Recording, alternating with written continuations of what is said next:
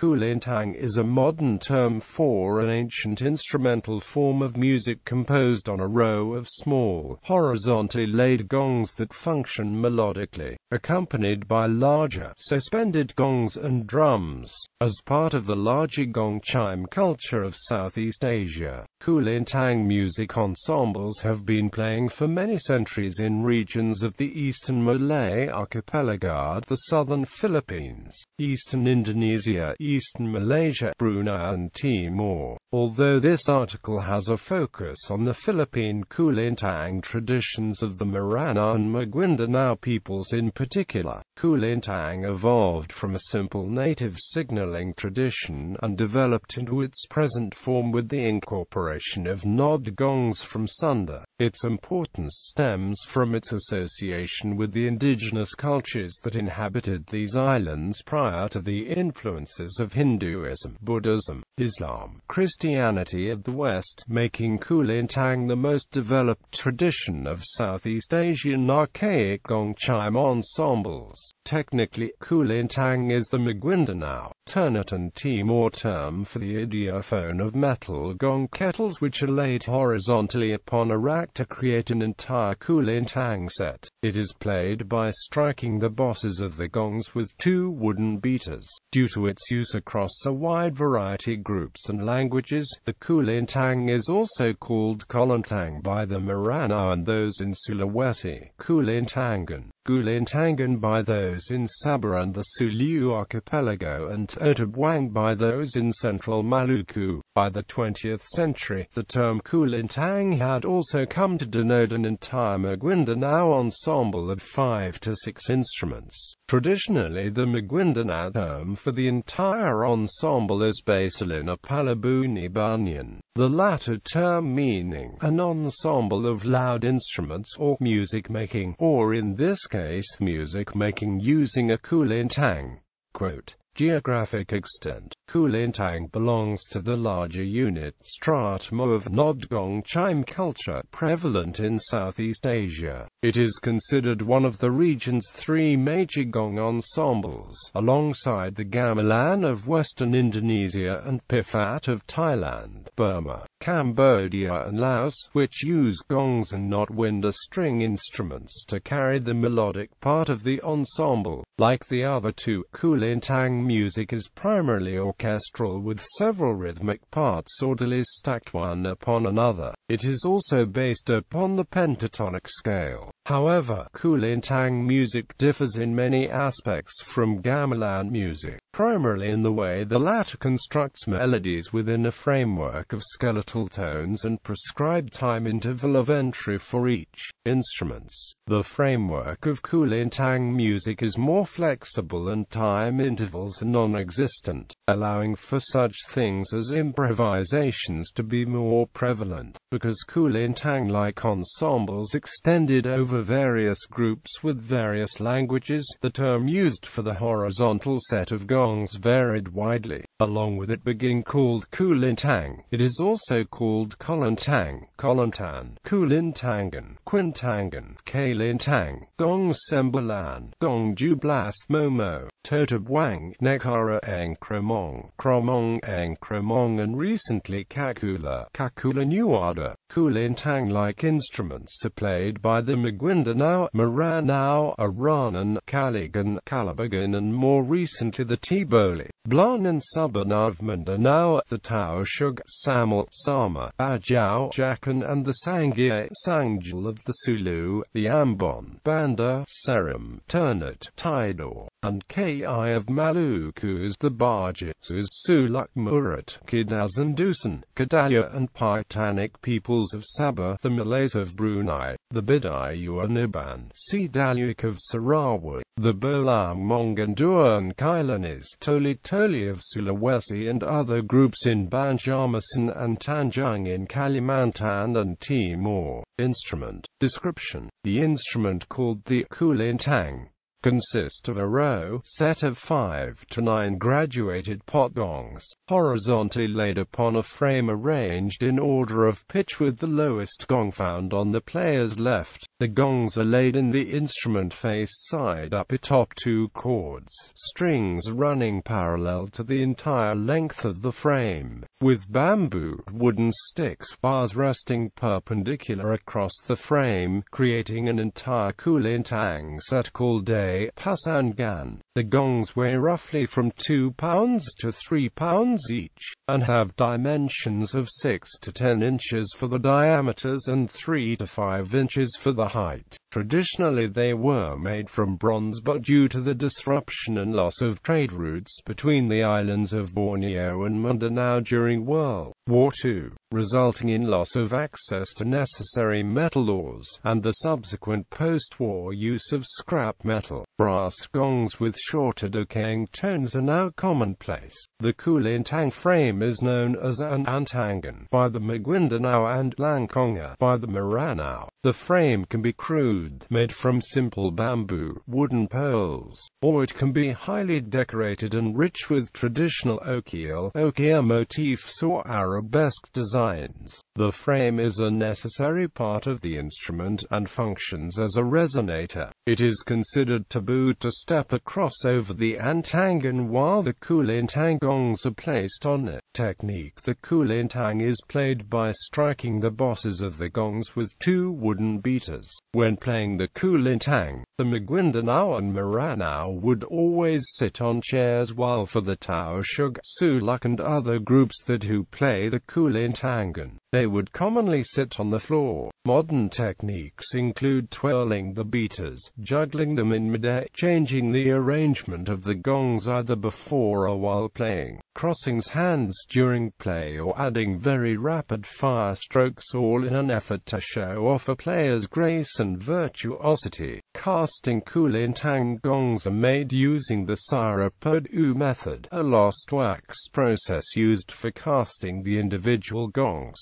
The first phase is the creation of wax molds of the gongs. In the past, before the availability of standardized wax sheets made specifically for foundry use, the molds were made out of either beeswax or candle wax. The wax mold is covered with a special mixture of finely powdered coal mud, which is applied on the wax surface using a brush. The layers are then left to dry under the sun, after which the entire mold is heated in a furnace to melt away the wax and hardening the coal mud mixture, leaving behind a hollowed shell. With this hardened mold, molten bronze is poured down the mold's mouth cavity, cooled to a certain degree. Then the coal mud is broken apart, revealing a new gong. The gong is then refined, cleaned, and properly identified by the blacksmith. Finally, the gongs are refined using the tongkol process,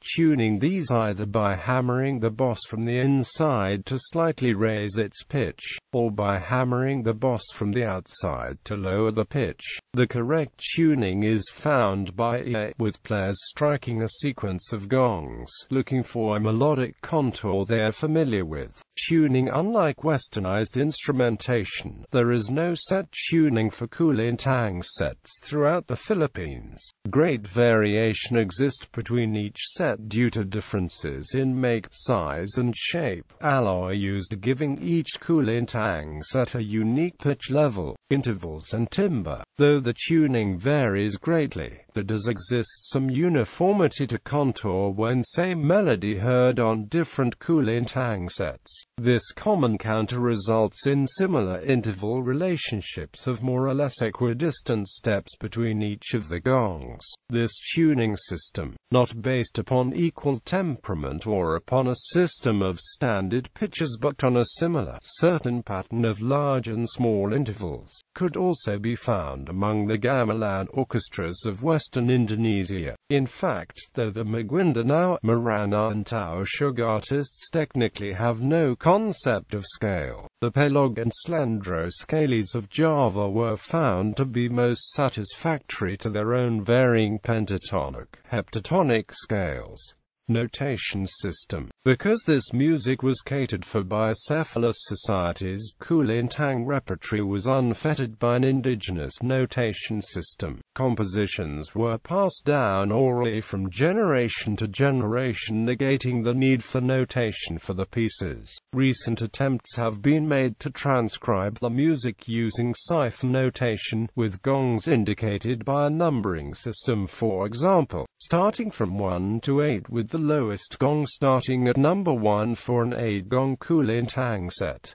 Feminine instrument. The Kulintang is traditionally considered a women's instrument by many groups. The Maguindanao, Maranao, Tausug, Sulak, Samal, Ajau, Sama, Aranan, Kadazan, Murat, Bidayu and Iban. Traditionally, the playing of the Kulintang was associated with graceful, slow, frail and relaxed movements that showed elegance and decorum common among females. Nowadays, the traditional view of Kulintang as strictly for women has waned, as both women and men play all 5 instruments, with some of the more renowned Kulintang players being men. Performance. The main purpose for Kulintang music in the community is to function as social entertainment at a non-professional, folk level. This music is unique in that it is considered a public music in the sense everyone is allowed to participate. Not only do the players play it, but audience members are also expected to participate. These performances are important in that they bring people in the community and adjacent regions together, helping unify communities that otherwise may not have interacted with one another. Traditionally, when performers play Kulintang music, the participation is voluntary. Musicians see performances as an opportunity to receive recognition, prestige and respect from the community, and nothing more. Generally, performances can be classified as either formal ones or informal. During formal performances, adherents follow a traditional set of rules that would govern playing, and it usually involved people from outside the home. Informal performances are quite the opposite. The strict rules that normally govern play are often ignored, and the performers are usually between people well acquainted with one another, usually close family members. These performances usually were times when amateurs practiced on the instruments. Young boys and girls gathered the instruments, substituting the Kulintang with the sarana and inu barb. Ensembles didn't necessarily have to have 5 instruments like formal performances. They could be composed of only 4 instruments. 3 instruments are simply just one instrument. Social functions. Kulintang music generally could be found as the social entertainment at a host of different occasions. It is used during large feasts, festive harvest gatherings, for entertainment of visiting friends and relatives, and at parades. Kulintang music also accompanies ceremonies marking significant life events, such as weddings and returnees from the Hajj. Kulintang music also plays a significant role during state functions, used during official celebrations, entertaining of foreign dignitaries and important visitors of distant lands, court ceremonies of either the sultanate or village chieftains, enthroning, coronations of a new leader, and the transferal of a sultanate from one family to another. Kulintang music is prohibited from being played inside mosques and during Islamic rites, observances, holidays, such as the fasting month of Ramadan, where playing is only allowed at night when people are allowed to eat after iftar. It is also prohibited during the mourning period of the death of important person, during funerals, and during the peak times of the planting and harvest season. Other uses. Kulintang instrument has uses other than public performances. It also is used to accompany healing ceremonies, rituals, animistic religious ceremonies, though this practice has died out among the Maranao due to its non-Islamic nature. Some areas in Mindanao, Sabah and Maluku still practice this ancient tradition. Kulintang music can be used for communicating long-distance messages from one village or longhouse to another, called a pad. These renditions mimic the normal speaking tones of the Maguindanao language, creating a specific message or, through the use of double entendre, a social commentary understood by nearly any adult native Maguindanao speaker. However, a pad is falling into disuse because times have changed, and the necessity of its use for long-distance communication purposes has faded away. Ananism music without a message is used instead to express sentiments and feelings, and has come more and more into use due to its compatibility with the musical elaborations and idiosyncratic styles of the times. Kulintang music was also crucial in relation to courtships due to the very nature of Islamic custom, which did not allow for unmarried men and women to intermingle. Traditionally, unmarried daughters were kept in a special chamber in the attic called a lamin, off-limit to visitors and suitors. It was only when she was allowed to play during Kulintang performances that suitors were allowed to view her. Because of this, Kulintang music was rare socially approved vehicles for interaction among the sexes. Musical contests, particularly among the Maguindanao, have become a unique feature of these Kulintang performances. They occur at almost all the formal occasions mentioned above, particularly weddings. What has made the Maguindanao stand out from the other groups is that they practice solo gong contest, with individual players showcasing their skill on the various ensemble instruments via gong, gandingan and the kulintang, as opposed to only group contest, where performers from one town and another town are pitted against each other. Compositions.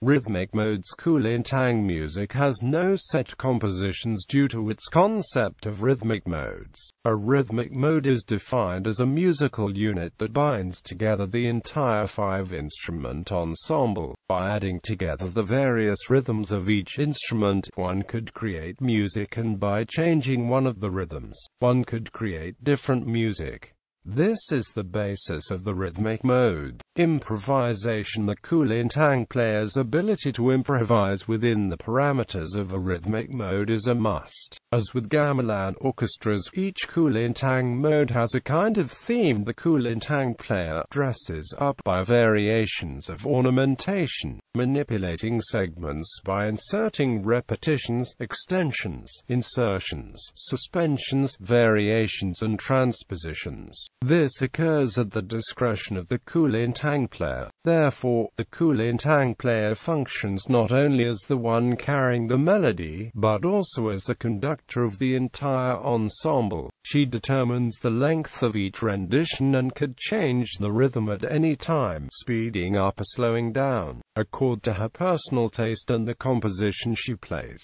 This emphasis on improvisation was essential due to the traditional role of the music as entertainment for the entire community. Listeners in the audience expected players to surprise and astound them by playing in their own unique style, and by incorporating improvisation to make newer versions of the piece. If a player simply imitated a preceding player, playing patterns without any improvisation, the audience members would believe he to be repetitious and mundane. This also explains why set performance pieces for musical productions are different in some respect. Young men, women would be practicing before an event, therefore rarely relying on improvisations. Maguindanao and Maranao compositions, though allowing such a variety of rhythms, would lead to an innumerable amount of patterns. Generally, one could categorize these rhythmic modes on the basis on various criteria such as the number of beats in a recurring musical phrase,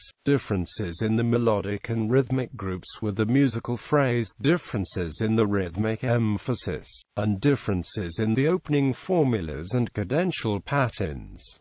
For the Maguindanao, 3 to 5 typical genres can be distinguished: Duyug, Sinolog, Taito, Binlig and Tagongo. The Maranao, on the other hand, have only 3 typical genres: Capromayas, Romayas, Kapagona, Ona, and Katatik Pandai, Kapajanandang. These general genres could be further grouped among each other into styles, subcategories, stylistic modifiers, which are differentiated from one another based on instrumentation, playing techniques, function and the average age and gender of the musicians as well. Generally, these styles are differentiated by what is considered traditional or old, and more contemporary or new. Old styles are considered slow, well-pronounced and dignified, like the Maguindanao's Kamamatuin and the Maranao's Andang. Genres classified under this style have moderate tempos, rhythmically oriented, balanced, lack many improvisations and are usually played by the older folks and therefore always played first. To give due respect to the older generation, new styles such as the Maguindanao's Kagungudam and the Maranao's Bagard are considered fast, rhythmic and showy. Generally, genres under this classification have faster tempos with an emphasis on power and speed, are highly rhythmic and pulsating, and are highly improvised, with musicians employing different rhythmic, melodic formulae not used with old patterns. Young musicians, specifically young men, gravitate toward this style because of its emphasis on virtuosity and one's individualism. Generally played after all Kamamatuan pieces have been played to give younger musicians the opportunity to participate. Tagongo, not classified under one of these styles, being more ritualistic than recreational in nature. Tagongo is a rhythmic mode often used to accompany trance and dance rituals such as Sagayan. During the playing of these pieces, a ritual specialist would dance in rhythm with the music, calling on the help of ancestral spirits. Sulu-type Kulintangan compositions.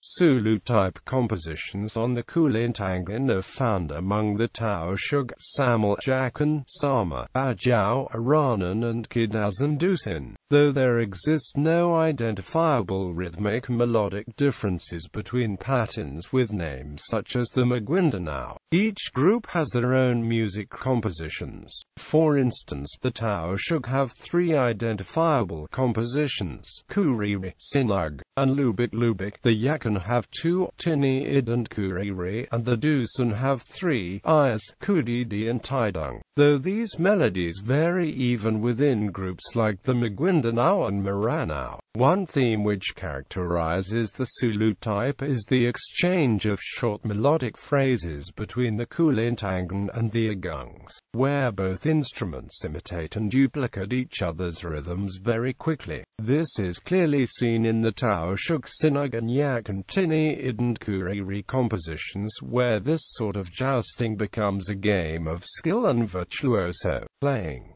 Composition titles. The Kulintang repertoire has no fixed labels because the music itself is not considered a fixed entity. Due to the fact it is orally transmitted, the repertoire itself is considered something always in a state of flux due to 2 primary reasons. First, standardized titles weren't considered a priority, though to the musicians themselves the melodies would sound similar. The labels they would place on a particular rhythmic mode or style could vary even from household to household within that same village. For the musicians, the emphasis is on the excitement and pleasure of playing the music without much regard to what the piece was referred to as. Secondly, because musicians improvised the pieces regularly, modes and styles were continually revised and changed as they were passed on to a newer generation of musicians, making the pieces and their therefore the labels attached to them relevant only during a certain frame of time. Such issues made attempts to codify the compositions in a uniform manner impossible. An example of this could be found among the Maguindanao, where the word binlig is used by contemporary musicians as a name for one of the rhythmic modes associated with kanung udam, but it has also been used as a term designating a new style. Another example concerns the discrepancy among old and new genres, with new pieces continuously proliferating even up till now. Pieces only created decades ago are now considered old, even though this is considered a tradition spanning many centuries.